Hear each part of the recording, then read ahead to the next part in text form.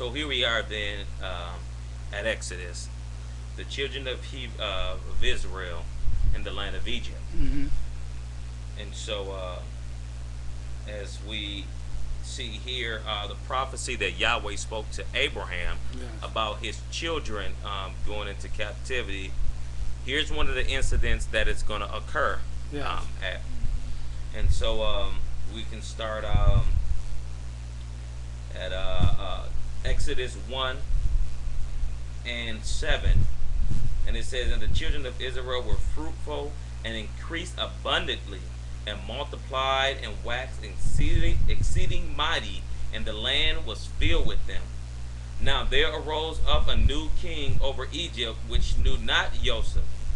And he said unto his people, behold, the children of Israel are more and mightier than we. Come, let us deal wisely with them, lest they multiply. And it come to pass that when there falleth out any war, they join also unto our enemies and fight against us, and so get them up out of the land. Therefore they did set over them taskmasters to afflict them with burdens, and they built for Pharaoh treasured cities and Pithom and Ramesses. But the more they afflict them, the more they grew, the more they multiplied and grew, and they were grieved because of the children of Israel. And the Egyptians made the children of Israel serve with rigor, and they made their lives bitter with hard bondage, in mortar and in brick and in all manners and in all manner of service in the field. All their service wherein they made them serve was rigor. So here we are. I mean, these similarities are just. I don't know if you caught that, but in verse 10 it said, "Come on, let us deal wisely with them, lest they multiply." And it comes to pass that when there falleth out any war, they join also unto our enemies and fight against us, and so get them up out of the land. Mm-hmm. I mean, even us today who made it over here in the Americas, I mean, that was one of the concerns about the slave masters during the Civil War, that the blacks would join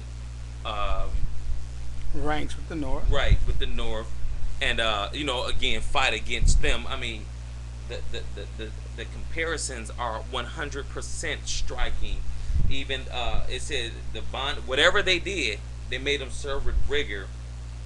They made their lives bitter with hard bondage in mortar and in brick and in all manners of service in the field. Yeah, he worked in the field. All of us. And I'm sorry, one more thing. They built treasure cities. Mm-hmm. So had them in Ramses. So Israel today, I mean, whoever Israel is, they're scattered among the nations, Mm-hmm. and whoever they are, they help build the treasure cities in the nations that they dwell in. Yes, sir.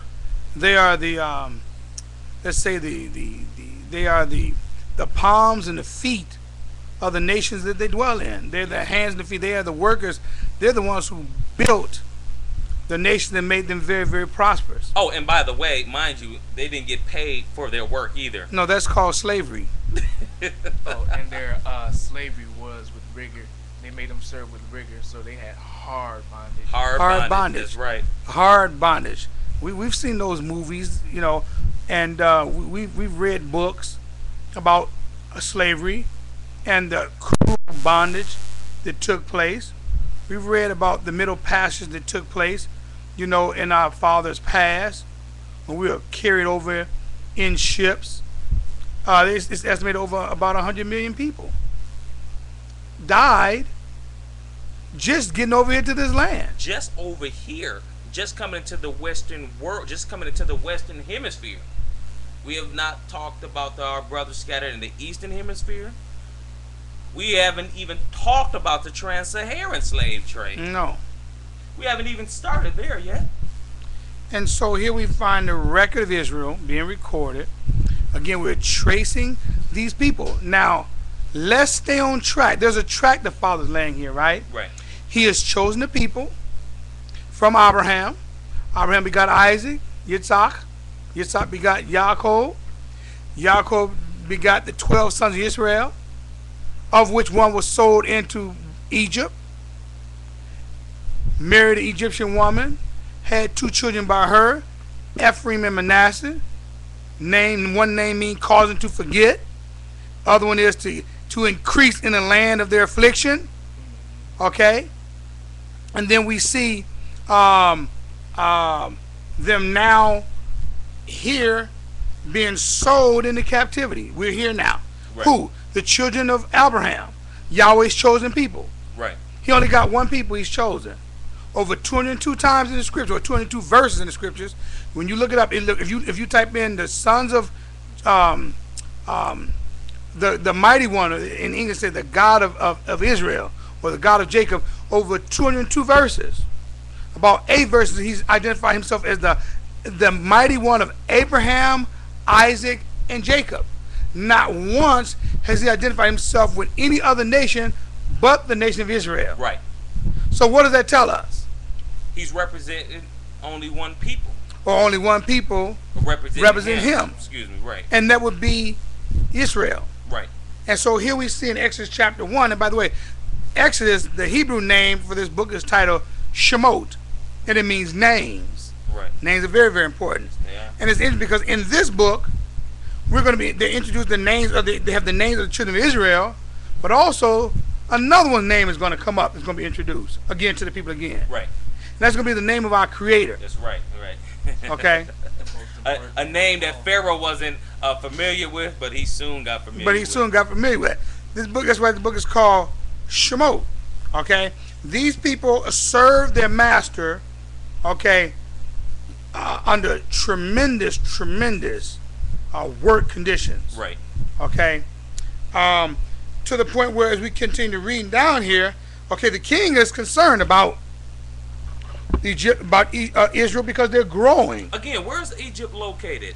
It's located in what we call today Africa, North Africa, the Right. top of what we call the African continent. Right. Okay, the land of Cush. Right. Okay, a lot of people don't even know that. A lot of people don't even know where Egypt is located. Somebody asked, was Egypt in Jerusalem? I felt really bad. Egypt is in the land of today, modern day Africa, as they call it. North of Ethiopia. North of Ethiopia. Right. Okay. And so, again, the king of Pharaoh is concerned. There's a new king that rose up. Right. They did not know Joseph, didn't know Joseph, his good deeds, didn't know Israel. And something happened to Israel. Something happened to us. We went down into the land of our captives, okay, Egypt at this point. Pharaoh, Joseph was raised to be second in command. He had a very prominent position, right? Right. And all of he gave his brothers high prominent positions. I believe it. And so what happened is now that Israel began to hold very important offices and positions all throughout the land. And something began to happen to Israel. They began to intermingle, and they began to learn the ways of the Egyptians and their culture and everything, until they began to probably call on the same mighty ones. Forgot the name of their mighty one. Because see, why else would they be sold into slavery? Why else would Yah allow this to happen? As long as they were obeying Yah, would not they have prospered? Same reason why he allow it to happen today, because he's gonna bring them up out of the land to make his name great. Yes, to make his name great. He's going to get the people to know who he is through his people. But remember, again, the point you're bringing up, sin is bondage. Sin causes bondage. Exactly. And so we find it because they did not walk in the instructions that they knew. They did not worship Yah. They was engaged in mixed worship. They were engaged in mixed marriages. They married the Egyptians. Okay, because remember when they left out, they were a mixed multitude. That mixed multitude is saying that they were